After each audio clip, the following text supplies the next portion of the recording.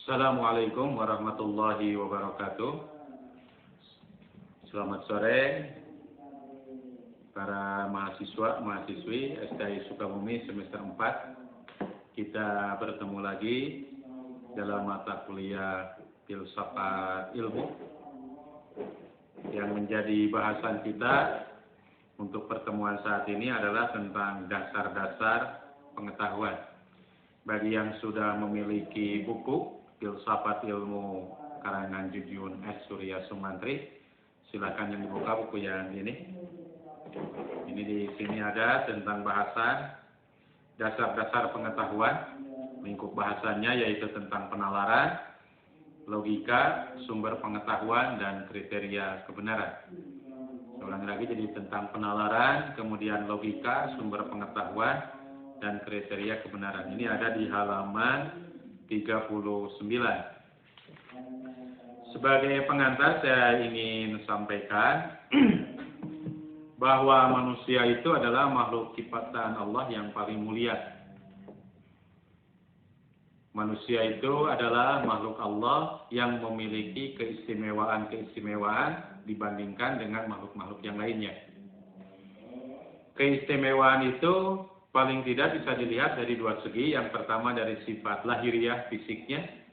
Manusia itu dalam Al-Quran disebutnya adalah fi ahsani taqwim, sebaik-baik penciptaan, sebaik-baik rupa. Yang kedua, bahwa manusia itu diciptakan oleh Allah dengan dibekali akal pikiran. Ini yang membedakan dengan makhluk-makhluk yang lainnya, termasuk dengan malaikat.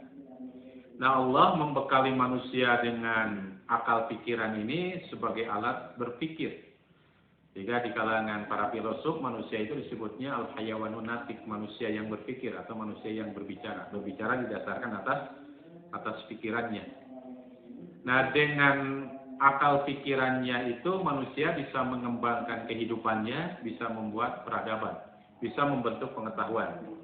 Kita tahu dalam perspektif ajaran Islam ataupun dalam agama-agama samawi bahwa ketika Adam diciptakan dan Allah mengangkat Adam sebagai khalifah, Allah membekalinya dengan asma atau nama-nama. Kita lihat dalam surat Al-Baqarah kalau nggak salah di ayat 31 ya 31.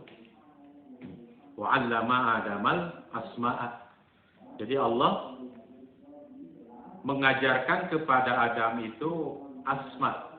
Asma itu kalau diartikan secara tertelak adalah nama-nama. Nama-nama itu dalam arti filosofis atau makna yang sangat dalam, artinya simbol pengetahuan.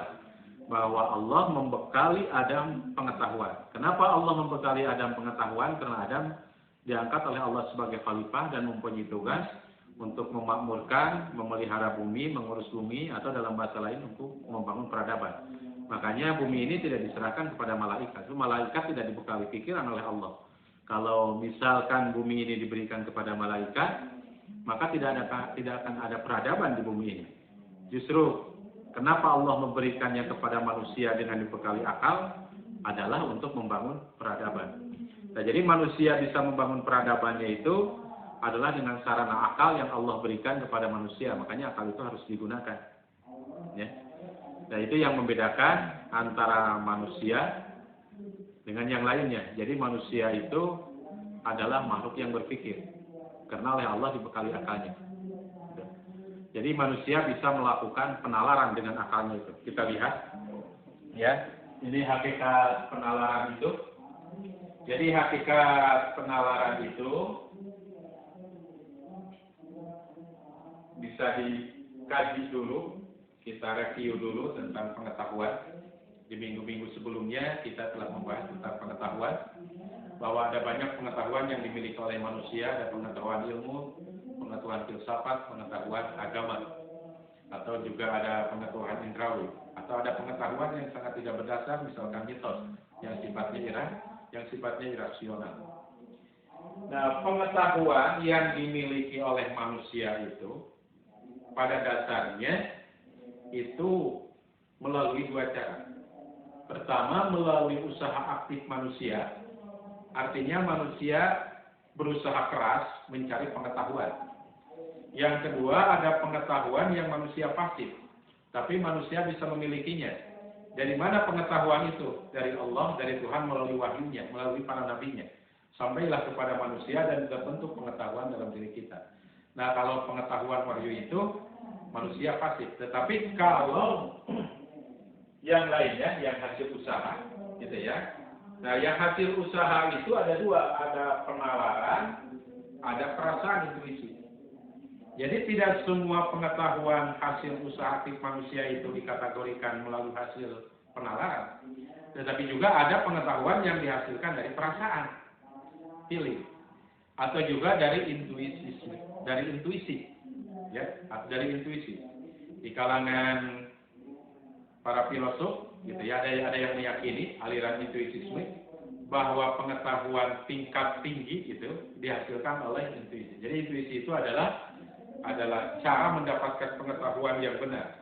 Bahkan mereka meragukan akal pikiran, juga meragukan indera. Tapi intuisilah satu-satunya, walaupun sekali lagi di kalangan filsafat tertentu atau yang lainnya ada yang membantah tentang intuisi.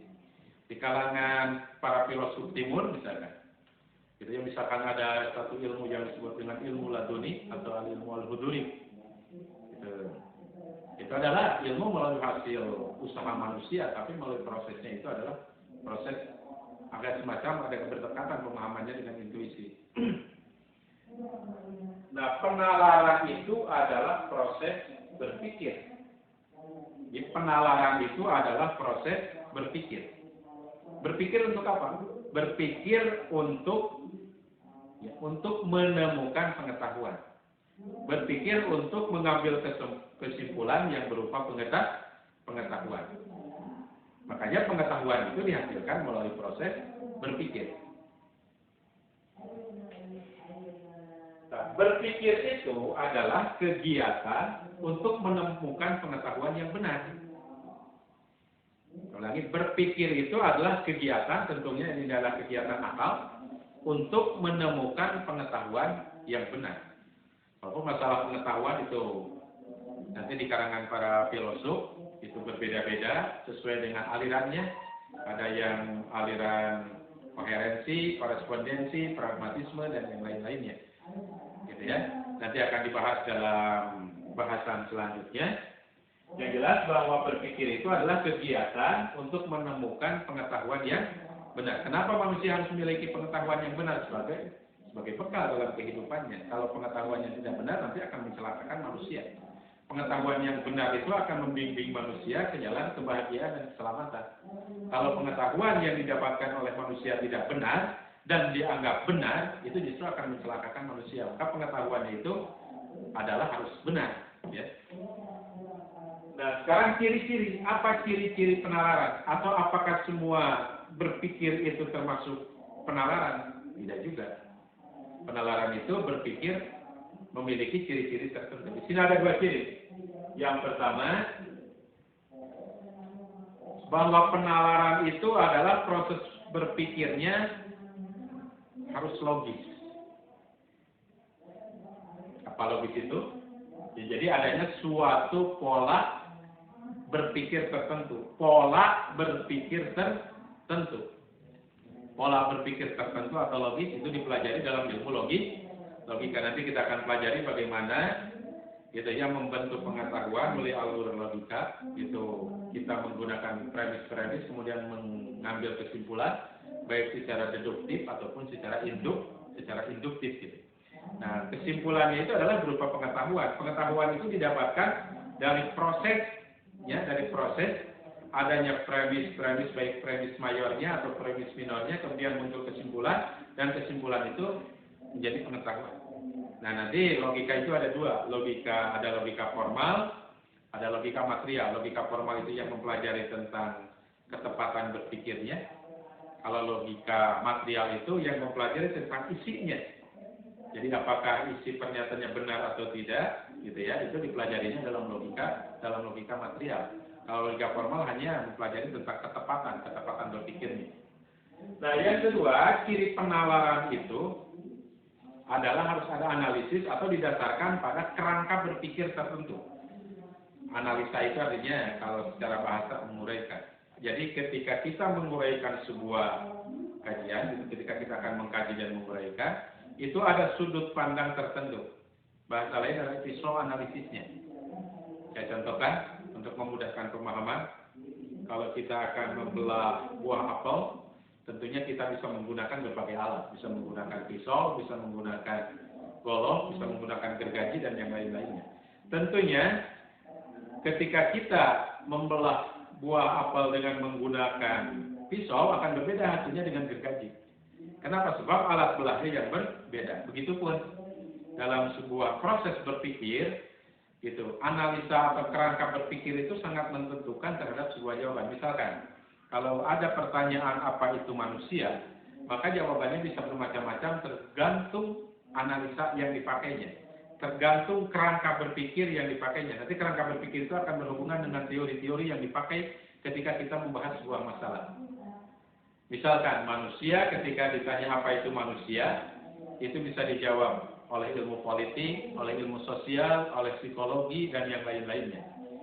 Kalau kita bertanya apa itu manusia, kemudian kita akan menggunakan analisis ilmu politik, maka jawabannya manusia itu adalah makhluk yang berusaha meraih kekuasaan, misalkan, dan senantiasa mempertahankan kekuasaan.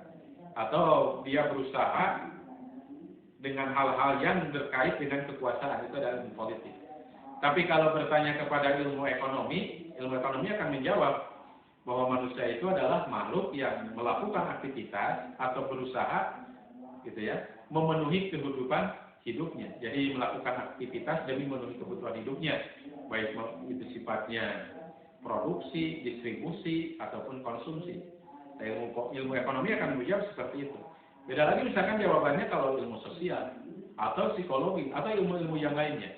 Padahal pertanyaannya cuma satu, apa itu manusia? Nah, perbedaan jawaban itu karena ada pisau analisa, ada analisa atau kerangka berpikir yang beda. Makanya nanti kalau saudara-saudara menjelang akhir itu diwajibkan membuat skripsi, di dalamnya itu ada kerangka berpikir. Kerangka berpikir itu adalah untuk memudahkan, ya, untuk menjelaskan apa yang dikaji oleh saudara. Misalkan kalau kita akan membahas tentang fungsi keluarga, atau peranan keluarga, misalkan, itu bisa dibahas lewat beberapa hal. Bisa dilihat dari sisi ilmu ekonominya, ilmu pendidikannya, filsafat pendidikannya. Misalkan kalau kita akan membahas melalui sudut pandang ilmu pendidikan, kita jangan nyebrang bahasanya misalkan ke filsafat pendidikan, itu akan beda. Analisis yang dipakainya akan berbeda, atau kerangka berpikirnya akan berbeda. Nah, itulah, gitu ya, sedikit tentang pengantar, tentang dasar-dasar pengetahuan, khususnya tentang penalaran. Nanti bahasan yang lainnya tentang logika, kemudian teori kebenaran, dan yang lain-lainnya akan dibahas kemudian.